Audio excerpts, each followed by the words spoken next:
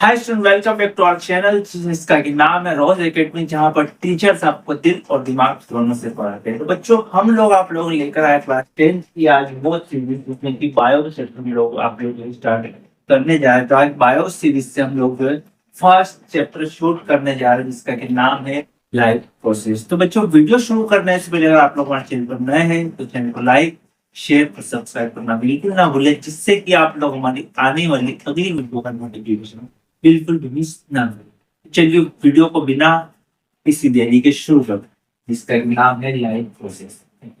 तो इस life process को समझने से पहले बच्चों को ये जानना जरूरी है कि लाइफ प्रोसेस होती क्या है।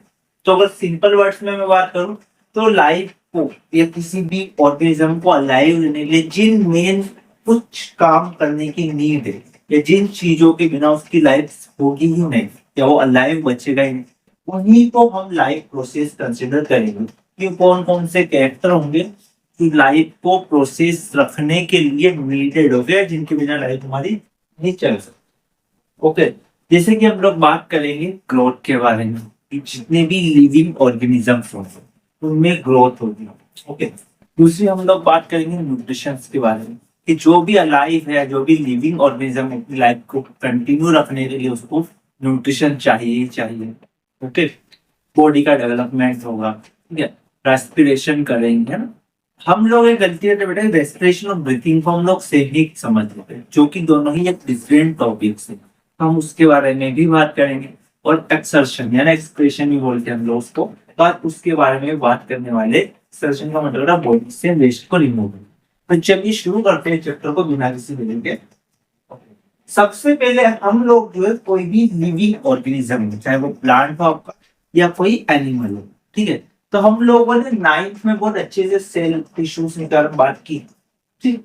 तो लिविंग ऑर्गेनिज्म की बॉडी जब फॉर्म होनी, चाहे वो प्लांट के एनिमल, ये आपका एनिमल का स्ट्रक्चर है, ये प्लांट का, बिल्कुल सेम ही, ज्यादा डिफरेंस नहीं है। सबसे पहले सेल बनती है। ओके, सेल्स जब मिलती है मल्टीपल सेल्स आपस में, तो उन सेल्स के मिलने से बेटा क्या फॉर्म होगा, टिश्यूज फॉर्म होगा। ओके, और जब ये बहुत सारे टिश्यूज फर्दर डिवाइड होकर क्या बना दे, हमारा ऑर्गन बना देंगे। और इन ऑर्गन्स, मल्टीपल ऑर्गन्स के बॉडी में फॉर्म होने से ऑर्गन सिस्टम बनेगा और लास्ट में आपका जो है ऑर्गेनिज्म का डेवलपमेंट जो हो जाए। ये चीज हमने नाइन्थ में ऑलरेडी डिस्कस की है, तो मैं इसमें ज्यादा डेप्थ में नहीं जा रहा हूँ, ऑलरेडी हम उसको अच्छे से कर चुके हैं। प्लांट में भी सेम सेल होता है, फिर सेल से टिश्यूज बनते हैं, टिश्यूज से ऑर्गन बनते हैं, ऑर्गन सिस्टम बनते हैं, ऑर्गेनिज्म बनता है, ठीक है। तो ये एक लिविंग ऑर्गेनिज्म का पूरा स्ट्रक्चर होगा उसको बनने की। ओके, यहाँ पर इन्वायरमेंटल फैक्टर बहुत सी और भी मैटर करती है, बट ये बेसिक स्ट्रक्चर ये होगा किसी भी लिविंग एनिमल के बनने से। सेल आएगा, सेल से टिश्यूज बनेंगे, और एक चीज ध्यान रखें, एक ही जैसे टिश्यू एक ही टाइप का ऑर्गन बनेगा। मीन्स लाइक लंग्स का टिश्यू है तो लंग्स ही फॉर्म करेगा, हार्ट का टिश्यू है तो वो हार्ट ही फॉर्म करेगा। और जब ये बहुत सारे टिश्यूज ऑर्गन बना देंगे, मल्टीपल ऑर्गन मिलकर एक ऑर्गन सिस्टम बना देंगे ऑर्गेनिज्म का, और जो फाइनल स्टेज पर आपका क्या बन जाएगा, ऑर्गेनिज्म फॉर्म हो जाएगा। अब हम समझते हैं लाइफ प्रोसेस में जो मेन कैरेक्टर होते ही किसी भी एनिमल में, वो कौन कौन सा हो गया, वो होगा आपका न्यूट्रिशन सबसे पहले, ठीक है। जितने भी लिविंग ऑर्गेनिज्म है उनको सर्वाइव करने में न्यूट्रिशन की नीड होगी जरूरी। उसके बाद हम लोग बात करेंगे रेस्पिरेशन, फिर हम बात करेंगे एक्सर्शन एक्सप्रेशन, और फिर हम लोग बात करेंगे ग्रोथ। ओके, एक एक टॉपिक समझते हैं। न्यूट्रिशन होता है क्या, तो जितने भी लिविंग ऑर्गेनिज्म है उनको अलाइव रहने के लिए अपनी बॉडी को बाहर से फूड देना होगा, और ये फूड इनटेक करना, उस फूड को रेस्पिरेशन करके डाइजेस्ट करना, और उस फूड में से एनर्जी निकालना बॉडी को सर्वाइव रखने के लिए या बॉडी के डेली वेजेस की जो वर्क है वो परफॉर्म करने के लिए, उसी को हम लोग न्यूट्रिशन बोलेंगे। और हमको उसके लिए चाहिए एनर्जी, और ये एनर्जी हमको किससे मिलेगी, तो एनर्जी फूड से। Is it clear. तो बॉडी के फंक्शन को प्रॉपरली आपका जो है ऑपरेट करने के लिए बॉडी को न्यूट्रिशन चाहिए या एनर्जी चाहिए। वो एनर्जी हमको फूड से मिलेगी, और वो फूड हम बॉडी में बाहर से कंज्यूम करेंगे, है आपको ध्यान। ओके, अब कुछ फूड को आप जैसे बॉडी में ले रहे हैं, तो अब हम रेस्पिरेशन पर बात कर सकते हैं। होता है क्या बेटा, रेस्पिरेशन जो आपका होता है इसमें क्या होगा, जो फूड हमने इनटेक किया है, एक बार सुनिए, जो फूड हमने इंटेक किया है उसका बॉडी के अंदर सिंपलर मॉलिक्यूल में टूटना, क्या सिंपल वर्ड्स बोलूं, उसका डाइजेस्ट हो, जिसमें से हम लोग एनर्जी निकालते हैं, एनर्जी ट्रैप करके एनर्जी बॉडी एब्जॉर्ब करते हैं, उस प्रोसेस को हम लोग रेस्पिरेशन बोलते हैं। ओके, एक बार सुनिए, हमारी बॉडी ने जो फूड इंटेक किया है उस फूड को डाइजेस्ट करना, सिंपलर मॉलिक्यूल में तोड़ना, डिवाइड करना, उस बॉडी से एनर्जी एब्जॉर्ब करना, एनर्जी निकालना, ये कहलाता है आपका रेस्पिरेशन। ठीक है, तो हम लोग उस पर भी बात करेंगे। चलिए आगे समझते हैं व्हाट इज द प्रोसेस। अब यूनिसेल्युलर ऑर्गेनिज्म होते हैं जो कि आपके ऐसे ऑर्गेनिज्म जो एक सेल से मिलकर, जिसको कि आप नेक्ड आई से देख भी नहीं सकते, जो कि माइक्रोस्कोपिक एनिमल भी कर रहे हैं। ओके, इन पर बात करें तो इन्वायरमेंट में स्पेसिफिक ऑर्गेनिज्म है ये, और ये अपना वेस्ट और एक्सचेंज जितना भी इनका सारा उस एक सेल से कर देते, इनमें से कोई कॉम्प्लेक्स ऑर्गन्स नहीं होंगे रेस्पिरेशन के लिए, चाहे न्यूट्रिशन के लो चाहे एक्सर्शन के लो, सिंगल सेल एनिमल है तो एक ही सेल से मिलकर बना, जो इतना स्मॉल लेकिन हेप्टाइड से दिखाई भी नहीं दे रहा है। तो उस ऑर्गेनिज्म के अंदर बेटा जो है न्यूट्रिशन के लिए या एक्सर्शन को स्पेशलाइज्ड ऑर्गन नहीं है। वहीं पर बात है मल्टी सेल्यूलर ऑर्गेनिजम्स की करते हैं। ठीक है, तो वहां पर बॉडी के हर एक फंक्शन को परफॉर्म करने के लिए डिफरेंट डिफरेंट के ऑर्गन जो हमारी बॉडी में वो बनते हैं, चाहे वो हाईली डेवलप्ड एनिमल हो या हाईली डेवलप्ड कोई प्लांट हो। प्लांट पर भी बात करेंगे हम लोग, तो उनमें बॉडी के अलग अलग फंक्शन परफॉर्म करने के लिए जो बेटा क्या होते हैं, अलग अलग टाइप के आपके ऑर्गन होते हैं। ओके, हम ट्रांसपोर्टेशन सिस्टम पर भी बात करेंगे, बॉडी में कैसे ट्रांसपोर्ट होता है एनर्जी का, इन सब चीजों पर भी हम लोग बात करने वाले हैं। Multicellular organisms cells are not connect with the environment, so simple division will not meet the requirement of this cell. That's why have a special body part to perform various functions. वही simple सी बात ना, body के special organ होते हैं body में अलग अलग type के वेरियस फंक्शंस को परफॉर्म करने के लिए। ये आपको याद रखना, बॉडी में जो होता है, जैसे हमारी बॉडी में फूड का डाइजेशन भी करना, उसको च्यू भी करना है, हमको ब्रीथ भी करना है ना, तो ये अलग अलग काम है ना। हार्ट ब्लड को हर जगह पहुंचा भी रहा है, ये सारे काम जो बॉडी के डिफरेंट डिफरेंट ऑर्गन करते हैं। तो इसलिए जो डेवलप्ड एनिमल है, जो मल्टी सेलुलर ऑर्गेनिज्म है, वो मल्टीपल ऑर्गन्स होंगे मल्टीपल फंक्शंस को परफॉर्म करने के लिए। अब हम बात करते हैं न्यूट्रिशन पर, कितने टाइप का होता है और क्या क्या होता है न्यूट्रिशन के अंदर। चलिए इसको डिटेल में समझते हैं। अगर बात करें न्यूट्रिशन होता है क्या, सबसे पहले हम बात करेंगे ये आपका जो प्लांट का डायग्राम, ये आपका एक यूनिसेल्युलर ऑर्गेनिज्म है, ये कोई प्लांट है वापिस से, ये आपका लेयर है, यहाँ पर आपको कुछ फंगस स्ट्रक्चर आपको दिख रहा है, इस पर भी बात करेंगे। ये आपके लाइस है, ये ब्रेड और ये आपका टाइप।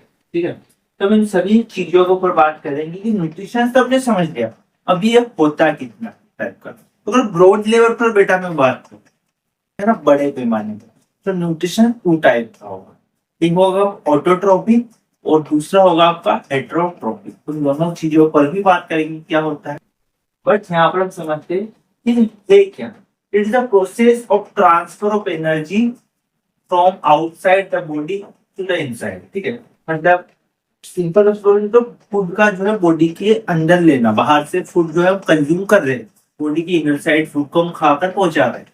ठीक है, पहली प्रोसेस तो समझ आने जाएगी ना। ठीक है, it is the process transfer of energy source, है ना, एनर्जी सोर्स, जिससे एनर्जी में क्या होगा, फूड होगा, from outside the body to the inside. ठीक है, बॉडी में बाहर से जो फूड को हम पहुंचाना।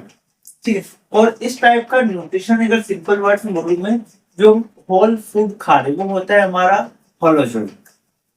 ओके, आगे समझते। It is needed for body growth, development and synthesize of protein and substance. अब प्रोटीन की नीड क्या है, तो बॉडी की ग्रोथ में, डेवलपमेंट में, और जो प्रोटीन सिंथेसाइजेशन है उसके लिए हमको फूड कंज्यूम करने की नीड होती है, चाहे वो कोई भी लिविंग ऑर्गेनिज्म। ठीक है, जनरल रिक्वायरमेंट हमारी क्या होती है, एनर्जी की होती है, और वो सारे मटेरियल चाहिए किसी भी ऑर्गेनिज्म को अलाइव होने के लिए नीड है, जो न्यूट्रिशन चाहिए, इसलिए हम फूड इंटेक कर रहे हैं। ठीक, टाइप्स पर भी बात करने वाले हैं। अब ऑटोट्रोपस होते हैं सम एनिमल्स, और सम एनिमल्स आपके जो हो हेटेरोट्रोपस होंगे, बात करने की। तो अभी के लिए आप इतना समझ लो बेटा, आगे में डिटेल में डिस्कस करने ही वाला हो कि ऑटोट्रोफस मोड ऑफ न्यूट्रिशन सिर्फ उन ऑर्गेनिज्म में पाया जाएगा जिनके की पास क्लोरोप्लास्ट होगा, क्लोरोफिल। और जनरली 99% केसेस में आपके ग्रीन प्लांट होते हैं। ओके, कुछ ग्रीन एल्गाई भी हो सकते हैं, बट आपको याद रखना कि वो सारे ऑर्गेनिज्म जो अपना फूड खुद से बना लेते हैं, अपना फूड के लिए किसी पर भी डिपेंडेंट नहीं है कि मेरे को कोई आकर फूड देगा या कोई खाना खिलाएगा, है ना। जैसे आपको भूख लगी तो अपने पेरेंट्स को बोलोगे, ऐसे प्लांट्स किसी को जाकर नहीं बोलेगा कि मेरे को फूड चाहिए, खाना चाहिए। वो अपना फूड खुद से प्रिपेयर, कब किसकी हेल्प से क्या क्या नीडेड होगी वो बात करेंगे। But autotrophs mode of nutrition में क्या होगा, those organism who are make their own food, those who are not dependent for their food on any other organism. समझ आया कि वो ऑर्गेनिज्म जो अपना फूड खुद से बना लेते हैं और किसी दूसरे लिविंग ऑर्गेनिज्म पे अपने फूड के लिए डिपेंडेंसी नहीं रखते, वो मोड ऑफ न्यूट्रिशन कराएगा ऑटोट्रोफस। और इसका एग्जांपल आपका generally green plants and some bacteria. अब हेटेरोट्रोफस कौन होंगे, वो सारे ऑर्गेनिज्म जो अपने फूड के लिए किसी और ऑर्गेनिज्म पर डिपेंडेंट हो। This is the mode of nutrition is known as heterotrophs. इसे एग्जांपल ऑल द एनिमल्स, ठीक है। ऑटोट्रोफिक मोड ऑफ न्यूट्रिशन पर हम बात कर लेते हैं। और हम सभी को पता है, हम लोग 4th क्लास से पढ़ते आ रहे हैं अबाउट फोटोसिंथेसिस, है ना। क्या क्या चाहिए इसके लिए, इसके लिए मेनली 4 कंपोनेंट चाहिए। कौन से 4 कंपोनेंट, सबसे पहले हमको चाहिए हमारी सनलाइट, ओके, जो कि फ्री ऑफ कॉस्ट मिल जाती है ना। दूसरा मेन कंपोनेंट फोटोसिंथेसिस के लिए कार्बन डाइऑक्साइड, ठीक है। तीसरा मेन कंपोनेंट आपका हो गया आपका वाटर, है ना। और 4th मोस्ट कंपोनेंट जो होगा क्लोरोफिल, जो कि प्लांट को उनकी लीफ से ही डायरेक्टली जो है वो मिल पा रहा है। फिर 4 कंपोनेंट की नीड होती है प्लांट को फोटोसिंथेसिस करने के लिए। और एक किसमें होगा तो ग्रीन प्लांट में, क्योंकि क्लोरोफिल चाहिए ही चाहिए हमको फोटोसिंथेसिस के लिए। और क्लोरोफिल सिर्फ ग्रीन प्लांट्स के पास ही होता है। ओके, तो रिएक्शन को समझते हैं। इसको आपको एज इट इज लर्न कर लेना। 6 मॉलिक्यूल ऑफ कार्बन डाइऑक्साइड लिया, ठीक है। यहाँ पर आपने 12 मॉलिक्यूल ऑफ वाटर लिया, क्लोरोफिल और सनलाइट प्रेजेंस में क्या बन रहा है तो ग्लूकोज फॉर्म हो रहा है। 6 मॉलिक्यूल ऑफ ऑक्सीजन बन रहा है, 6 मॉलिक्यूल ऑफ वाटर आपका फॉर्म हो रहा है, ठीक है। तो इसमें 4 कंपोनेंट की नीड है। हम इसको बहुत बेसिक से पढ़ते हैं लोअर क्लासेस, तो इसको इतना डिटेल में आप लोग ऑलरेडी जानते हैं। कार्बोहाइड्रेट जो एनर्जी की फॉर्म में बनेगा, जिसको कि हम लोग स्टार्च बोलेंगे, जब भी प्लांट अपनी नीड में स्टोर करेगा। ओके, याद रखना है, ऐसे क्वेश्चन बने कि प्लांट जो है फूड को स्टोर करके रखता है, तो उसके लिए कौन सा वर्ड, कौन सा टर्म यूज हो, इसको हम लोग स्टार्च बोलेंगे। ओके, पढ़ लें। Carbohydrates provide energy to the plant. The carbohydrates which are not used immediately are stored as a starch. है ना, ये रिजर्व की फॉर्म में, स्टार्च की फॉर्म में। मतलब जैसे मान लो कभी फूड नहीं बन पाया, सनलाइट प्रेजेंस नहीं हो, उस टाइम पर ये प्लांट जो है स्टार्च की फॉर्म में फूड को जो स्टोर करके रखा है उसको यूज कर लो। इसी सेम एनिमल्स में भी फूड स्टोर हो, ठीक है। और उसकी फॉर्म याद रखना बेटा ग्लाइकोजन, ठीक है। उसकी फॉर्म क्या होगी आपकी ग्लाइकोजन। ओके, तो प्लांट जब जिस फूड उन्होंने बनाया और जो इमीडिएट यूज नहीं किया, उसको स्टोर करके रखा फॉर द फ्यूचर यूजेस, उसके लिए टर्म स्टार्च। और वो फूड जो ऑर्गेनिज्म एनिमल ने इंटेक किया और उससे एनर्जी उन्होंने उस टाइम इमीडिएट नहीं ली और फ्यूचर के लिए रखी, वो हो गई आपकी ग्लाइकोजन। ये आपका क्लोरोप्लास्ट का स्ट्रक्चर, ठीक है। तो क्लोरोप्लास्ट जो होते हैं लीफ के अंदर होते हैं, क्रॉस सेक्शन है लीफ की है, जिसमें कि क्लोरोफिल जो है, ठीक है, उसी में क्लोरोप्लास्ट कंटेन होता है ना। क्लोरोप्लास्ट कंटेन्स क्लोरोप्लास्ट के अंदर ही क्लोरोफिल आपके होते हैं। जाइलम, फ्लोएम, गार्ड सेल, इन सब पर भी बात करेंगे, बट आपको भी याद रखना है क्रॉस सेक्शन है लीफ का, जिसका एक माइक्रोस्कोपिक व्यू बेटा है आपका। और इसमें क्या है, क्लोरोप्लास्ट जो है कंटेन करते हैं अपने अंदर क्लोरोफिल। क्लियर, क्लोरोप्लास्ट अपने अंदर किसको कंटेन करेंगे तो क्लोरोफिल। ओके, अब समझते हैं हम फोटोसिंथेसिस में कौन कौन से इवेंट्स क्या क्या होता है। ऑलरेडी हम लोग इस बारे में जानते हैं बच्चों, तो एक बार और हमारा जो है प्रीवियस नॉलेज हम लोग डिस्कस कर लेते हैं। तो सबसे पहले क्या होगा, जो सनलाइट है वहां से की जाएगी, क्या किया जाएगा, लाइट को एब्जॉर्ब किया जाएगा, ठीक है। लाइट को क्या करेंगे प्लांट एब्जॉर्ब करेंगे। किसकी हेल्प से करेंगे? तो by the help of chlorophyll. पहला पॉइंट क्लियर। सेकंड पॉइंट पर बात करते हैं, कंजर्वेशन या conversion of light energy into chemical energy. जो लाइट गिरी है ना प्लांट की, इसके ऊपर जो लाइट ऑब्जर्व की, ये कन्वर्जन होगा इसका लाइट एनर्जी केमिकल एनर्जी में, और स्प्लिट होगा वाटर मॉलिक्यूल। तो वाटर मॉलिक्यूल का स्प्लिट होगा तो हाइड्रोजन और ऑक्सीजन। यहाँ तक क्लियर। सेकंड में क्या हो रहा है कि जो लाइट ली है ना, उससे लाइट एनर्जी कन्वर्ट होगी केमिकल एनर्जी में, और आपका हाइड्रोजन एंड ऑक्सीजन जो वाटर मॉलिक्यूल है ना, जिससे वाटर बनना है, वो स्प्लिट हो। ठीक है। थर्ड में क्या होगा? कार्बन डाइऑक्साइड का रिडक्शन होगा कार्बोहाइड्रेट से, क्योंकि हमने इक्वेशन की है ना, तो आपको याद रखना। थर्ड स्टेप में क्या हो रहा है? तो कार्बन डाइऑक्साइड का रिडक्शन हो रहा है। This step need to not occur in sequence immediately. Desert plant take up to CO2 at night. याद रखो डेजर्ट प्लांट में क्या होगा कि CO2 नाइट में लेंगे। क्यों लेंगे नाइट में? क्योंकि डे टाइम पे अपने स्टोमेटा पोर्स को ओपन करते हैं। तो हम लोगों को ऑलरेडी पता है कि डेजर्ट में पानी की बहुत ज्यादा कमी होती है ना, इस वजह से वाटर को बचाने के लिए नाइट टाइम पर अपने स्टोमेटा पोर्स को ओपन करेंगे, और जितनी भी CO2 इनको चाहिए वो एब्सॉर्ब वो ले लेंगे ना, वो इनटेक कर लेंगे। और डे टाइम में उस जो CO2 इन्होंने इनटेक की है उसको यूज करेंगे अपने स्टोमेटा को बंद रखते हुए एज ए फोटोसिंथेसिस, अपना फूड डे टाइम में बनाएंगे, क्योंकि हमको सनलाइट तो चाहिए ही चाहिए। तो फूड डे टाइम में बनेगा, बट डेजर्ट प्लांट में जो कार्बन डाइऑक्साइड इनटेक की प्रोसेस है वो नाइट में। ठीक है। वो एब्जॉर्प्शन कब हो जाएगा? नाइट टाइम पर हो जाएगा। क्यों हो जाएगा? उसका रीजन ऑलरेडी बचा है। एक एक्सपेरिमेंटल शो है जिसमें कि हमको पता ही क्लोरोफिल एसेंशियल फोटोसिंथेसिस के लिए, और सिंपल वर्ड में बोली, बिना क्लोरोफिल के हम फोटोसिंथेसिस क्यों नहीं कर सकते, क्यों नहीं हो सकता, इसके लिए एक एक्सपेरिमेंटल व्यू है जिसको हम समझते हैं। Just hold on second.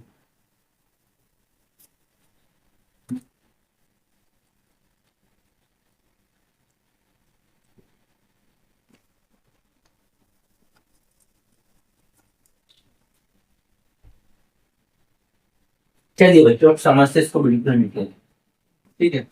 तो अब हम लोगों को कुछ लीव्स, कुछ प्लांट्स है ना, जो आपके कोर्स मतलब उनकी निगलती से एक्सपेरिमेंट को परफॉर्म करने के लिए समझते हैं बिल्कुल डिटेल में, बिल्कुल बेसिक से। देखिए सबसे पहले क्या करना है, एक पोटेड प्लांट लेना है जिसमें अलग अलग टाइप्स की लीव्स है ना, मतलब एक से ज्यादा लीव। तो पोटेड प्लांट को आपने ले लिया। ठीक है। पोटेड ना गमला लेना है, ठीक है, इसमें मनी प्लांट है, कुछ भी हो सकता है।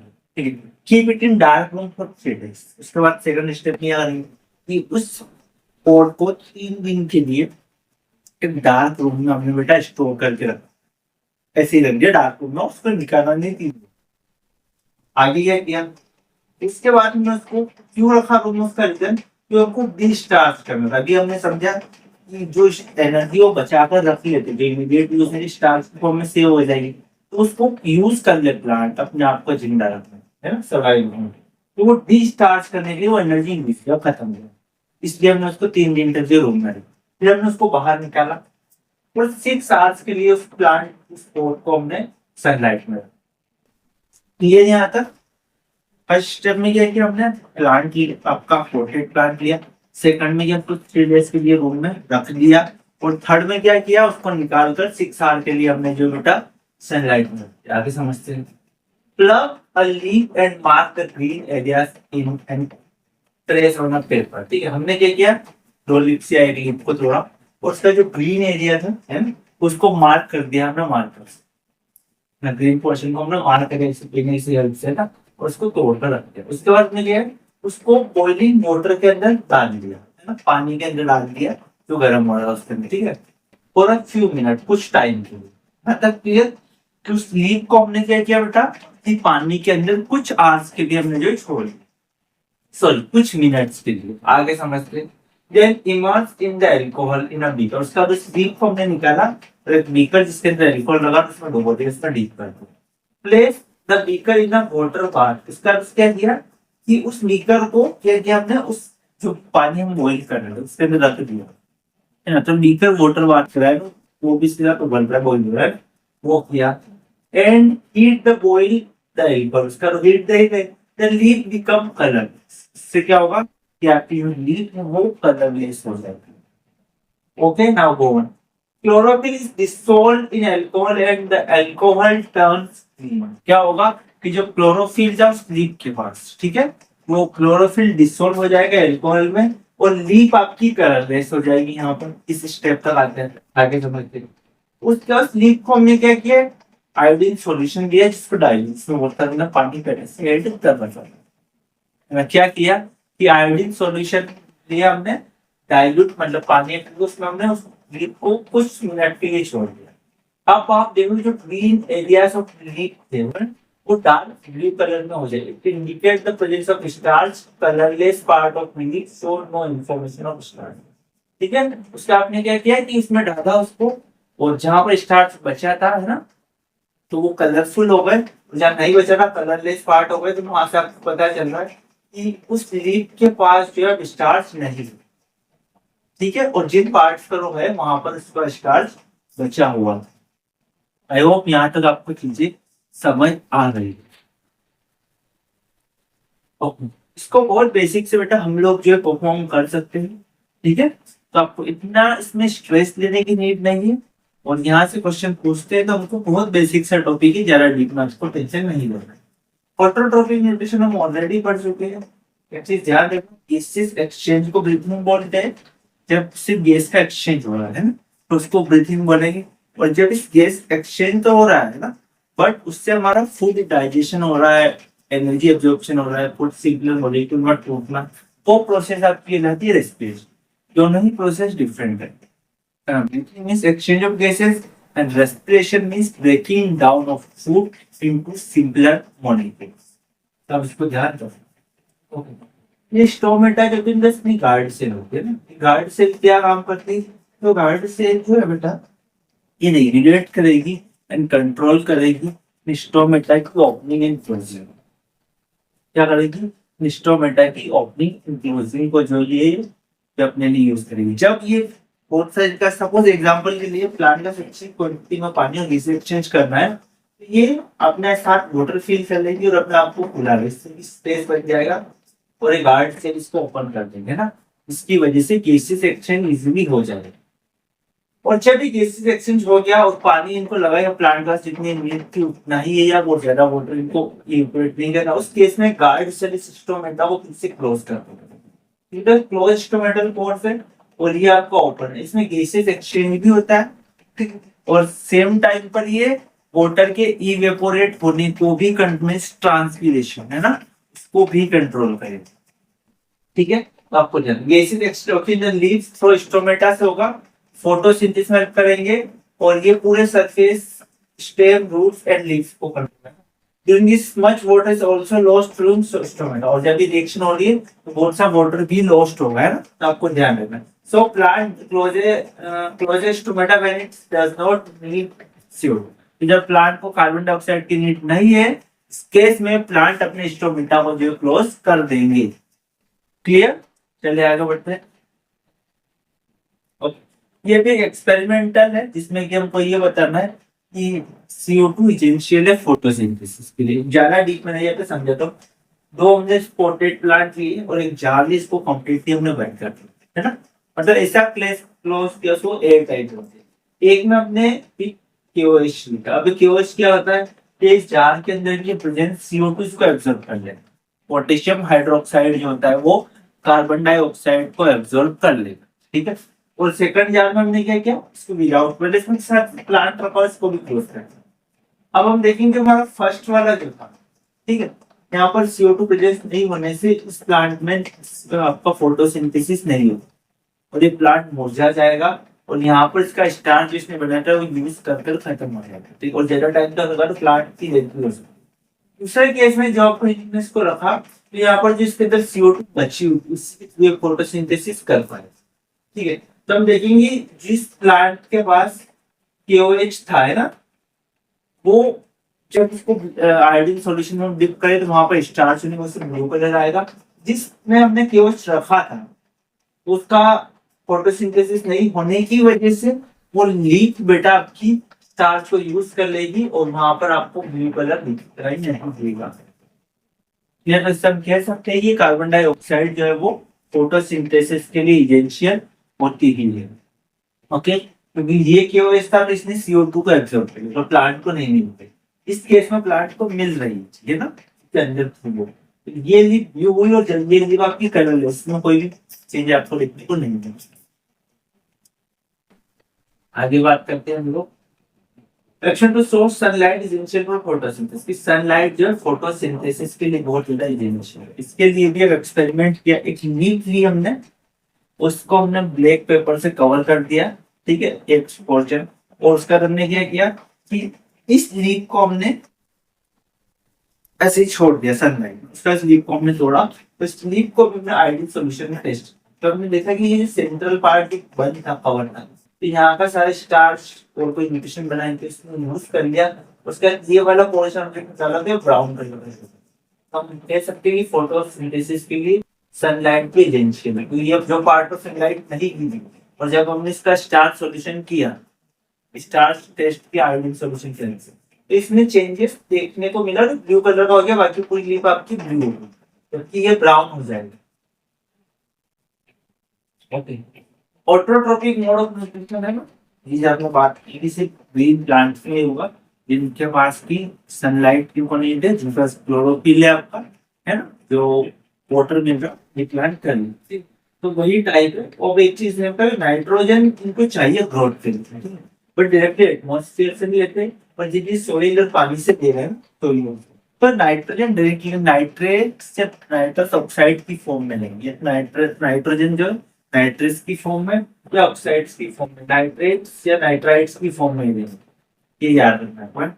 जो प्लांट्स है वो नाइट्रोजन डायरेक्टली नहीं लेंगे, नाइट्रेट से नाइट्राइट्स की फॉर्म में नाइट्रोजन को एब्सॉर्ब करें। तो ये आपको ध्यान रखना है कि फोटोसिंथेसिस हो रही है, प्लांट को इनऑर्गेनिक नाइट्रेट से नाइट्राइट की फॉर्म में लेंगे, नाइट्रोजन को नहीं लेंगे कंपाउंड की फॉर्म, ठीक है, ये आपको ध्यान रखना है यहाँ से इस केस में। ओके, अब हेटेरोट्रोपिक मोड ऑफ न्यूट्रिशन पर हम बात कर रहे हैं। ऑटोट्रोपिक हमने समझ लिए कि इसमें क्या हो रहा है कि फोटोसिंथेसिस हो रहा है, किसमें हो रहा है, जिनमें ग्रीन प्लांट है, ग्रीन प्लांट, और ग्रीन प्लांट के पास किस वजह से ग्रीन है, due to the presence of chlorophyll. आगे बात करते हैं हम लोग हेटेरोट्रोपिक न्यूट्रिशन। ओके, तो बेटा ये वो सारे ऑर्गेनिज्म जो अपने फूड के लिए किसी और ऑर्गेनिज्म पर डिपेंडेंट हो, ठीक है, ऐसे ऑर्गेनिज्म को हम लोग हेटेरोट्रोपिक ऑर्गेनिज्म कहते हैं। और इस टाइप के मोड ऑफ न्यूट्रिशन कर रहे हैं हेटेरोट्रोपिक मोड ऑफ न्यूट्रिशन। अब हम समझते हैं ये भी कुछ टाइप्स होती है ना, पैरासाइटिक होते हैं, होलोजोइक होते हैं, बात करने वाले, ठीक है, और सेप्रोफाइटिक। तो सबसे पहले हम बात करते हैं some organism break down food outside the body in absorbing, ठीक है, एक फंगी है ना, मोल्ड, मशरूम। अब ये ऑर्गेनिज्म फूड को बाहर से ही सड़ा देते हैं, एब्जॉर्ब कर देते हैं, और फिर इस फूड को कंज्यूम करते हैं, ठीक है। इस टाइप का मोड ऑफ न्यूट्रिशन सेप्रोफाइटिक है, ठीक है, कि ये बाहर से और फूड को सड़ा रहे हैं, उसको खराब कर रहे हैं और उसका इनटेक कर रहे हैं, मीन्स सड़े गले मरे हुए चीजों से अपना फूड ले रहे हैं। डेड बॉडी से, लाइक ब्रेड हो गया ना, खराब है आपका, सड़े सब्सटेंसेस डेड बॉडी से प्लांट होने, उनसे जो अपना न्यूट्रिशन पे सेप्रोफाइटिक मोड ऑफ न्यूट्रिशन कहेंगे। इसके एग्जांपल ये हो जाएंगे मोल्ड, यीस्ट एंड मशरूम, ठीक है। अब कुछ ऐसे ऑर्गेनिज्म जो फूड को खुद से ब्रेक डाउन करके तोड़ रहे हैं पीसेस में और फुल इंटेक कर रहे हैं, तो वो आपका एनिमल्स हो जाएंगे। और कुछ ऐसे ऑर्गेनिजम्स जो दूसरे ऑर्गेनिज्म की बॉडी से न्यूट्रिशन लेंगे, कि तुम्हारा न्यूट्रिशन मिल, या तुम मेरा होस्ट हो, तुम ही मेरा न्यूट्रिशन। लाइस हो गए ना, जो हो गई, लीच हो गई, ये ऐसे ऑर्गेनिज्म है जो हमारी बॉडी से न्यूट्रिशन लेते हैं किसी ऑर्गेनिज्म में, तो उनको बोलते हैं parasitic mode of nutrition. Holozoic में क्या है, जो फूड को खा रहे हैं सीधा, है ना। सेप्रोफाइटिक में होगा जो अपने सड़े गले डेड डिकेइंग ऑर्गेनिक कंपाउंड से फूड ले रहे हैं ना, वो आपके सेप्रोफाइटिक। और पैरासाइटिक में क्या होगा, ये किसी ऑर्गेनिज्म को मारे बिना उसको नुकसान पहुंचाएंगे, उससे अपना न्यूट्रिशन, उसको किल नहीं करेंगे, उसको नुकसान पहुंचाएंगे, और जिसको वजह को होस्ट बॉडी बोलेंगे। इसका एक एग्जाम्पल रखना, गैस करता है ना, प्लांट होता है जो कि दूसरे प्लांट के ऊपर ग्रो करेगा और फिर न्यूट्रिशन देगा, जैसे लाइस है ना, लीच, टेपवर्म, सब ऑर्गेनिज्म जो है ये parasitic mode of nutrition show करते हैं।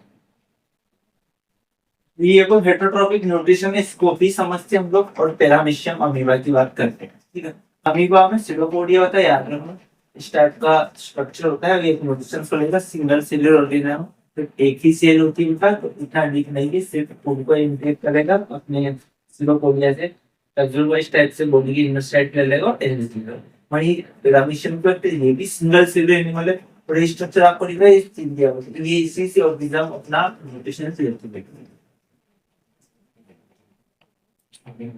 अब बात करते हैं न्यूट्रिशन में ह्यूमन में सबसे कॉम्प्लेक्स बात हम कर सकते हैं ना, बहुत से मल्टीपल ऑर्गन्स ह्यूमन रेस्पिरेशन में, ह्यूमन न्यूट्रिशन में पार्टिसिपेट लेते हैं। तो यहाँ से मल्टीपल टाइप पर मल्टीपल क्वेश्चन जो है वो आपके आए हैं, इस पर हम लोग जो बात करने वाले न्यूट्रिशन इन ह्यूमन बीइंग।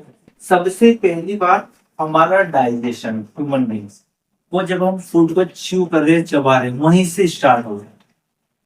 ठीक, यहीं पर हमारा चबाने से स्टार्ट हुआ, सलेवरी ग्लैंड होते हैं जो सलाइवा उसका रेड कर देते हैं, और यहीं से फूड का डाइजेशन स्टार्ट होता है। उसके बाद आपको ये पेट दिख रहा है ना, इसको हम लोग ओसोफेगस या फूड पाइप बोलते हैं। क्या बोलते हैं, या तो ओसोफेगस कह लो या आपका फूड पाइप कह लो। यहाँ से फूड आपने जो च्यू किया है, ओसोफेगस फूड पाइप से होता हुआ आपके स्टमक में आ जाएगा, आपके स्टमक में। तो इस पर बात करते हैं लोग। ओके, सबसे क्या it is breaking down of complex food with the smaller help of, okay, ये आपका माउथ में अपना फूड खाया तो वो स्मॉल मॉलिक्यूल्स में एब्जॉर्ब होगा, स्मॉल पार्ट्स में डिवाइड होगा। स्लेवरी ग्लैंड क्या करेगी, इसमें टंग जो है सलाइवा मिक्स करेगी, और आपका जो है फूड का डाइजेशन ऐसे स्टार्ट होगा। फूड सीधा आपको चबाए। Teeth are used to crush and food in small parts, सभी को पता ऑलरेडी ना। टीथ का क्या काम है, तो फूड जो हमने इंटेक किया है या जो खाया है ना, उस फूड को स्मॉलर पार्टिकल्स में तोड़ना, चबाना, ये काम किसका हो गया, आपका टीथ का। सलाइवा, इसमें सलाइवरी अमाइलेज एंजाइम होता है जो कि स्टार्च को सिंपल मॉलिक्यूल में तोड़ना यहीं पर स्टार्ट कर देगा। आपका जो है ना स्टार्च को सिंपल मॉलिक्यूल्स में तोड़ना यहीं पर स्टार्ट हो जाएगा। ठीक, ये एक एक्सपेरिमेंट है ह्यूमन बीइंग के सलाइवा में, जो होता है ऐसा अमाइलेज होता है जो कि स्टार्च को डाइजेस्ट कर देता है। कुछ नहीं किया हमने, कुछ स्टार्च हमने लिया, दोनों टेस्ट ट्यूब में डाला है ना, और फर्स्ट टेस्ट ट्यूब में हमने किया ह्यूमन सलाइवा को डाल दिया कुछ ड्रॉप्स, और सेकंड में सिर्फ हमने इसको जो है स्टार्च डाला। थोड़े टाइम बाद हमने आयोडीन सॉल्यूशन को कुछ ड्रॉप्स उसमें डाल दिया, तो हम देखेंगे जिसमें हमने ह्यूमन सलाइवा को डाला था तो वहां पर स्टार्च डाइजेस्ट हो चुका है, तो कलरलेस होगा, और जहां पर हमने सिर्फ स्टार्च लिया था वहां का कलर ब्लू हो जाएगा। तो इंडिकेट करता है कि डाइजेशन जो है स्टमक आपका माउथ से स्टार्ट हो जाएगा, और सलाइवा में अमाइलेज होता है जो कि स्टार्च के डाइजेशन को स्टार्ट कर देता है। और इस एक्सपेरिमेंट से हम लोग ले सकते हैं। दो टेस्ट ट्यूब लेना है, एक में आपने सिर्फ कह दिया स्टार्च लिया, और एक में आपने स्टार्च के साथ ह्यूमन सलाइवा को ब्लेंड कर दिया। टेस्ट लगाने के आयोडीन सॉल्यूशन को डाला, तो जिसमें ह्यूमन सलाइवा था वहां पर कलरलेस रिजल्ट आएगा क्योंकि स्टार्च डाइजेस्ट हो चुका है, और जहाँ स्टार्च जहाँ पर सलाइवा नहीं था वहां ब्लू कलर आएगा, सलाइवा। ठीक है, उसके बाद हम बात करते हैं फूड डाइजेशन का। ठीक है, तो हमारे जो एलिमेंट्री कैनाल है इसका स्ट्रक्चर कुछ ऐसा होता है कि ये फूड को आगे से आगे कंप्रेशन करके दबाकर आगे से आगे पहुंचाते हैं। तो यहाँ पर फूड आपका रुकेगा नहीं, फूड पाइप यहाँ से सीधा आपके ओसोफेगस होता स्टमक में चला जाएगा। ठीक है, तो इस ओसोफेगस का ही दूसरा नाम आपका फूड पाइप होता है, कंफ्यूज नहीं होना। फूड पाइप या ओसोफेगस सेम है ना।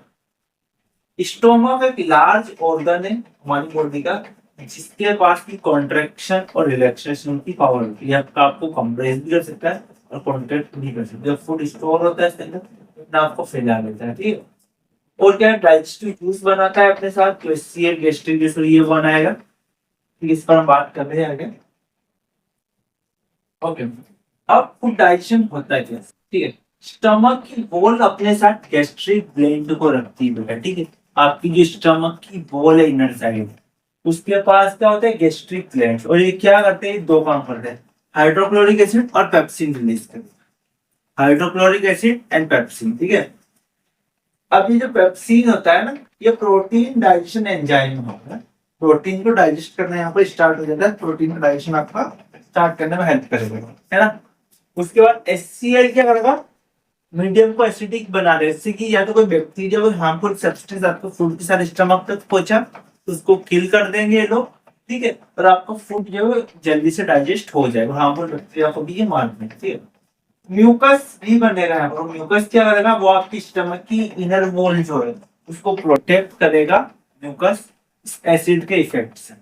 तो कई बार स्टमक में जब ज्यादा एसिड बन जाता है तो हमको एसिडिटी की प्रॉब्लम होती है ना, वो भी आपको ध्यान रखना है, बर्निंग सेंसेशन होती है क्योंकि गैस्ट्रिक ग्लैंड जो है वो एसिड बना रही है बॉडी, ठीक है, और ये गैस्ट्रिक ग्लैंड जो एसिड फॉर्म कर रही होता है, ठीक है, तो इस एसिड की वजह से हमको बर्निंग सेंसेशन होती है। तो म्यूकस क्या करेगा, आपकी प्रोटेक्ट करेगा इनर लाइनिंग को स्टमक की एसिड से, ठीक है।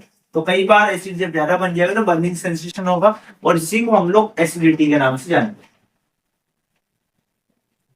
फूड डाइजेशन कैसे होता है, ठीक है। स्पिंगलर मसल्स होती है जो रेगुलेट करती है फूड को, स्मॉल अमाउंट को, देखो स्पिंगलर मसल क्या है, वो आपकी स्मॉल इंटेस्टाइन है ना, वहां पर फूड को छोटे छोटे अमाउंट में जाने डाइजेस्ट में, ऐसा नहीं सारा एक साथ चला जाएगा, स्मॉल इंटेस्टाइन में थोड़े थोड़े अमाउंट में फूड आइटम का जाना, फिर स्पिंगलर कंट्रोल करता है अपनी मसल्स को कॉन्ट्रैक्ट और रिलैक्स करके, ठीक है। और ये आपकी बॉडी की सबसे लॉन्गेस्ट और कोइल्ड एलिमेंट्री कहलाता है, सबसे बड़ी भी है और सबसे ज्यादा कोल्डनेस से उलझी हुई होती है ना आपकी स्मॉल इंटेस्टाइन, ठीक है। एक और चीज, हर्बीवोरस जो ऑर्गेनिज्म है ना, वो चूंकि सेल्यूलोज कंज्यूम करते हैं इसलिए उनकी स्मॉल इंटेस्टाइन ज्यादा बड़ी होगी और कॉम्प्लेक्स होगी एज कंपेयर टू कार्निवोरस, ठीक है, आपको ध्यान रखना है। जो मीट खा रहे उनमें डाइजेशन थोड़ा फास्ट होता है, तो उनमें शॉर्टर स्मॉल इंटेस्टाइन होगी, जबकि जो प्लांट बेस्ड प्रोडक्ट खा रहे हैं उनमें या प्लांट को इंटेक करें उनमें सेल्यूलोज होता है जिसको डाइजेस्ट करने के लिए लंबी एलिमेंट्री कैनाल की नीड होती है। फूड का डाइजेशन पर बात करते हैं हम लोग, ठीक है, आगे ह्यूमन बींग्स पर ही बात करेंगे। स्मॉल इंटेस्टाइन पर हम बात कर चुके हैं। Small intestine site of complete digestion of carbohydrate, protein and fats, ये आपको ध्यान रखना है। फिर स्मॉल इंटेस्टाइन को आपके कार्ब्स है ना, कार्बोहाइड्रेट का, प्रोटीन्स का है ना, और फैट्स का कंप्लीट डाइजेशन हो जाता है यहाँ पर आता है ना। It receive the secretion of liver and pancreas, ठीक है, ये पेनक्रियास और लीवर से जो सेक्रेटेड लीव्स है उनको भी रिसीव करती है, और यहाँ पर प्रॉपरली इन चीजों का डाइजेशन हो जाता है। लीवर बाइल जूस को सेपरेट करेगा, फिर इमल्सिफाई डाइजेस्ट करेगा फैट्स, ठीक है, लीवर बाइल जूस बनाएगा है ना, ये बाइल जूस फैट के इमल्सिफाई मतलब उसको ब्रेक डाउन करेगा simpler molecule, breakdown of large fat globule into smaller globules with the help of bile salts. The increase of efficiency of enzyme action is the signal emulsifying action of soap on blood. ठीक है, makes the acidic food from stomach alkaline. ठीक है, और ये acidic food को alkaline में भी convert होगा, तो इसका ध्यान रखना है ना लीवर का function.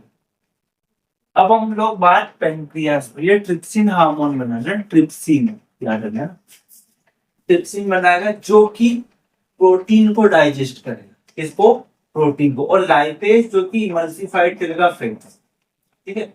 Glands in the wall of small intestine secrete intestinal juice which contain enzyme they finally convert. अब ध्यान रखना, प्रोटीन्स जो है वो एमिनो एसिड्स में कन्वर्ट होगा डाइजेशन के, ठीक है, कॉम्प्लेक्स कार्बोहाइड्रेट ग्लूकोज में कन्वर्ट होगा है ना, और फैट जो है फैटी एसिड एंड ग्लिसरॉल में आपका डाइजेशन, ठीक है, ये आप ध्यान रखना है।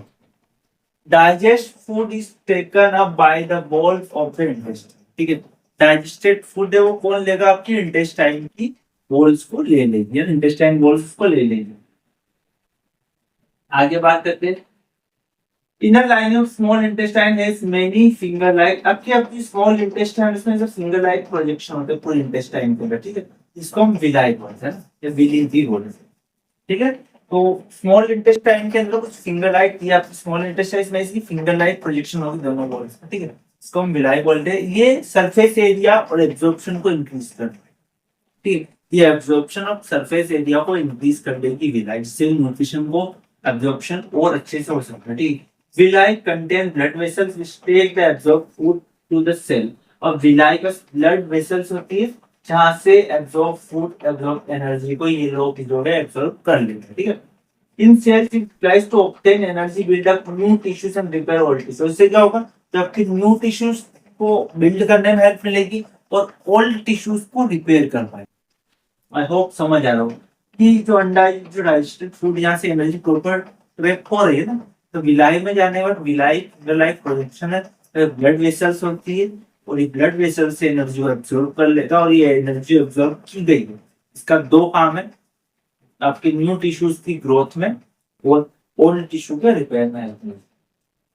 ठीक है, और जो अनएब्जॉर्ब फूड है वो बॉडी लार्ज इंटेस्टाइन में आ जाएगा और लार्ज इंटेस्टाइन से होता हुआ रिमेनिंग जो है आपका एनस के थ्रू एनल पार्ट के बॉडी से थ्रू आउट हो जाएगा वेस्ट मटेरियल। बात करें टूथ डिकेइंग पे, दांतों का सड़ना है सड़ना, ये टूथ डिकेइंग हम लोग सोचते हैं, हम आपको बोला कि आपको एटलीस्ट 2 टाइम ब्रश करना है अपने teeth, ऐसे है ना, उठते से मॉर्निंग में और रात को आप जब आपने खाना खा लिया और आपको ब्रश करने के बाद कुछ भी कंज्यूम नहीं करना उस केस में। ठीक है, it is the gradual softening of demineralisation of animal. Animal जो आपको टिक बनाता है वो डीमिनरलाइज हो जाता है ना, और क्यों होगा, आप जो फूड खा रहे हो वहां पर एसिड्स की प्रोडक्शन बढ़ जाएगा है ना, बैक्टीरिया जो एसिड के प्रोडक्शन को बढ़ा देगा। ठीक है, और ये बैक्टीरिया जो है आपको पल्प को कोज बनाएगा, इन्फ्लेमेशन वहां पर सूजन आएगी और इन्फेक्शन हो जाएगा, और उसकी वजह से क्या होगा, आपको बहुत सी बार पेन होगा, है ना? आपके जो टूथ है ना वहां से ब्लड निकल सकता है मसल्स में से, तो ये सब इसकी वजह से हो पा रहा है। ठीक है, और डेंटल प्लाक हो सकता है ना, और इससे प्रिवेंट करने के लिए आपको एटलीस्ट 2 टाइम ब्रश करना है ना, और न्यूट्रलाइज रिएक्शन करते हैं हम लोग एसिड के लिए, जो आप टूथब्रश यूज करते हैं, पेस्ट यूज करते हैं, उसमें कुछ ऐसे सब्सटेंसेस होते हैं जो बेस को न्यूट्रलाइज कर देते हैं। ठीक है, तो आपके टूथ जो है वो लॉन्ग टाइम तक साफ सुथरे बने रहते हैं। तो हमको एटलीस्ट 2 टाइम ब्रश करने से प्लाक को रिमूव कर सकते। प्लाक क्या है, तो ये वो सब्सटेंस है, बैक्टीरिया जो एसिड को बढ़ाते हैं, और एसिड बढ़ेगा तो टूथ डिकेइंग होगी। चलिए आगे बात करते हैं रेस्पिरेशन, बहुत अच्छा टॉपिक है।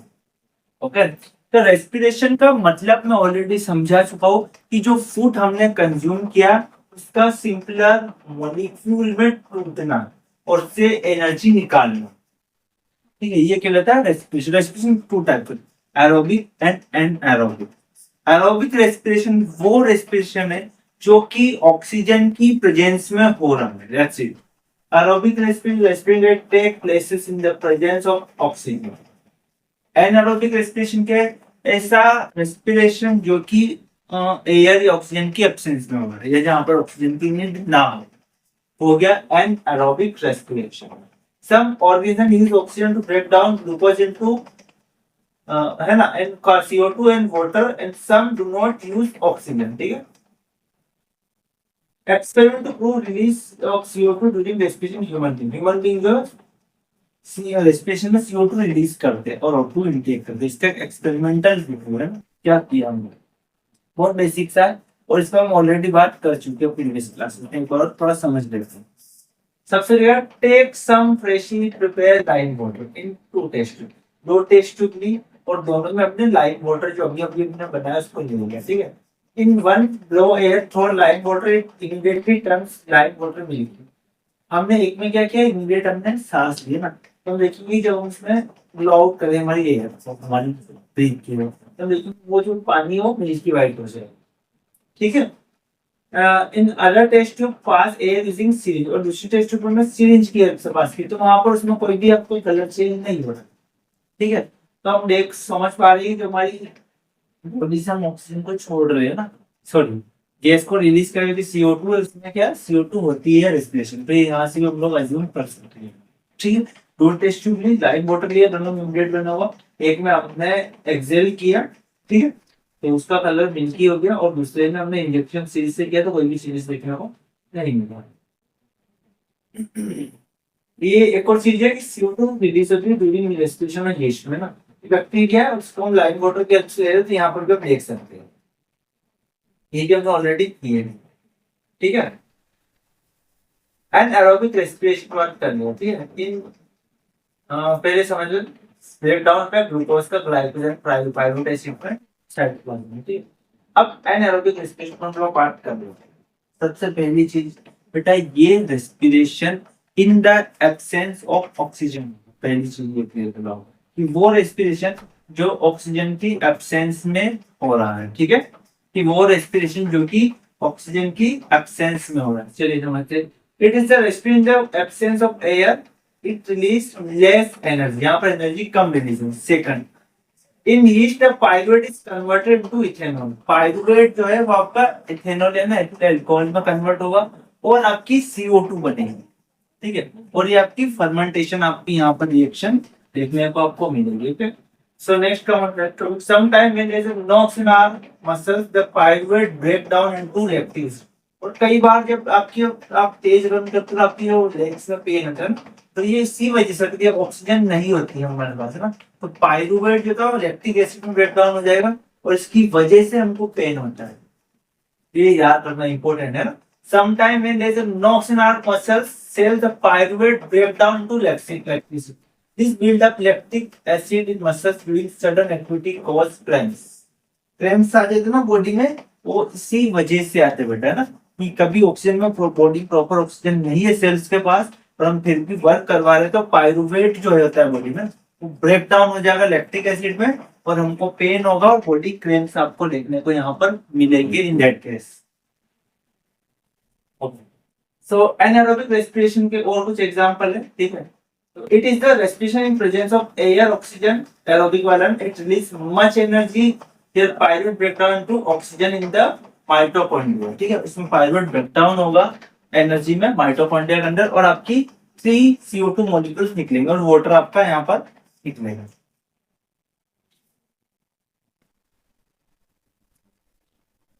चलिए इससे आगे हम लोग जो है नेक्स्ट